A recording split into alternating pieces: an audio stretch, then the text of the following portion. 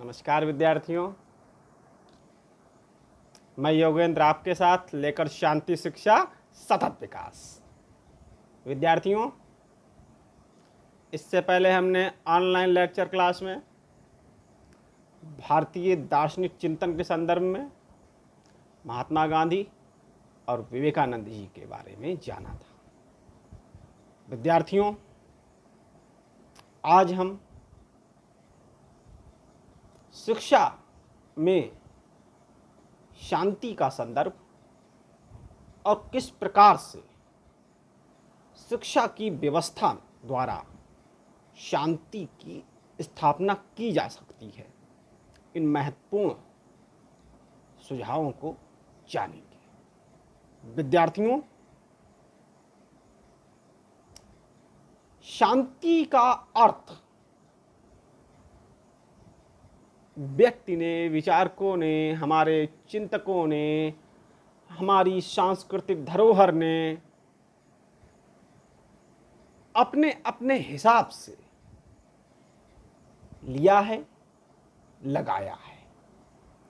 विद्यार्थियों, यहां हम महात्मा गांधी जी की बात करें शांति के संदर्भ में, तब महात्मा गांधी जी कहते हैं शांति का अर्थ है शोषण का अभाव। अर्थात जहां किसी भी प्रकार का शोषण ना हो, किसी का भी, किसी भी स्तर पर, किसी भी रूप में, जब किसी का किसी प्रकार से शोषण नहीं होता है, तब वहां शांति की स्थापना, शांति का संदर्भ, शांति का अर्थ समझा जा सकता है। विद्यार्थियों, यहां पर हम एक उदाहरण लेकर चलना चाहें, जैसे कि कोई शिक्षण संस्था है, इंस्टीट्यूट है, और वह आकंठ भ्रष्टाचार में लिप्त है। अपितु जब पाठ्यक्रम, पाठ्यचर्या की बात आएगी, तब वहां तो हम भ्रष्टाचार का विरोध ही करते नजर आएंगे। तो किस आधार पर वह संस्था जो कि भ्रष्टाचार में लिप्त है, शोषण कर रही है अपने विद्यार्थियों का, अपने स्टूडेंट्स का, तब वह संस्था किस आधार पर इस तरह की पाठ्यचर्या जो शोषण के विरुद्ध है उसको कैसे समर्थन कर पाएगी? इसे मैं किसी भी शैक्षिक संस्थान में व्याप्त भ्रष्टाचार को मैं इस तरह से मानता हूं कि एक मां के द्वारा अपने बच्चे से अपना दूध पिलाए जाने का पैसा वसूल करना। जब अन्य संस्थाएं ले सकती हैं, उन्हें यह अधिकार हो सकता है, वो चाहे कोई काम किया, किसी का लेना देना किया, पैसा ले लिया। लेकिन जब एक एजुकेशनल इंस्टीट्यूट, जब एक शैक्षिक संस्था इस तरह का कार्य करती है या इस तरह के भ्रष्टाचार में लिप्त पाई जाती है, तब मैं उसे ये संज्ञा देता हूं कि जो अपने बच्चे को पालने के लिए एक मां ने अपने बच्चे को जो दूध पिलाया था, आज वो उसका पैसा मांग रही है। ये मेरी अपनी अंडरस्टैंडिंग है कि एजुकेशनल इंस्टीट्यूट जब इस तरह का कार्य करता है, तब मेरी समझ में ये बात आती है कि ऐसा हो रहा है। महात्मा गांधी इसी शोषण, किसी भी प्रकार के शोषण के लिए वो कह रहे हैं। अपितु जब ये शोषण शैक्षिक संस्थानों में व्याप्त हो जाता है, तब हम किस आधार पर शांति की कल्पना करेंगे? लेकिन विद्यार्थियों, आपकी पाठ्यवस्तु से, आपके कंटेंट से शांति की स्थापना के संदर्भ में जिन सुझावों पर बात की जा रही है, हम उन्हीं सुझावों को देखते हैं। एक अन्य परिभाषा और है विद्यार्थियों हमारे पास शांति के संदर्भ में, जो विद्यार्थी लिखना चाहें उनके लिए मैं धीरे धीरे बोल दूंगा, आप नोट कर लें। परिभाषा है जोहान गाल्टूंग की।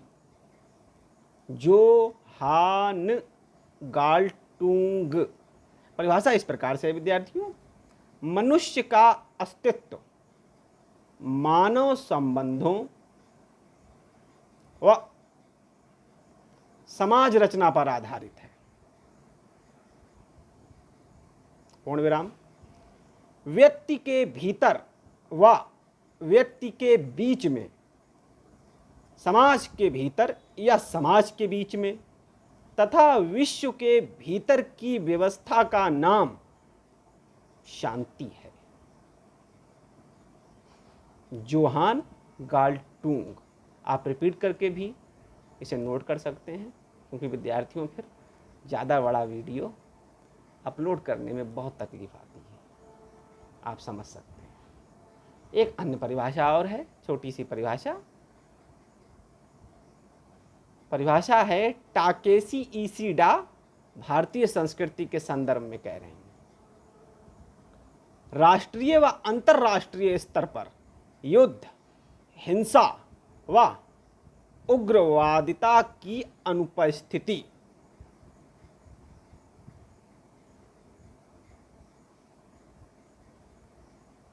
एक अन्य परिभाषा, शांति का अर्थ मन की स्वस्थता।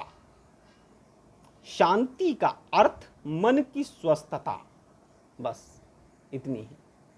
आगे विद्यार्थियों हम उन सुझावों पर नजर डालते हैं जो कि हमारे भारतीय विचारकों ने, मनीषियों ने, चिंतकों ने शांति की स्थापना के लिए आवश्यक माने। विद्यार्थियों, संयुक्त राष्ट्र संघ द्वारा 1986 के वर्ष को अंतर्राष्ट्रीय शांति का वर्ष घोषित किया गया है। ये तथ्य आपके जानने के लिए है। साथ ही विद्यार्थियों, अब हम उन सुझावों को देखते हैं जो कि इस संबंध में शांति की स्थापना के लिए दिए गए हैं हमारे राष्ट्रीय एवं अंतर्राष्ट्रीय विचारकों, चिंतकों द्वारा।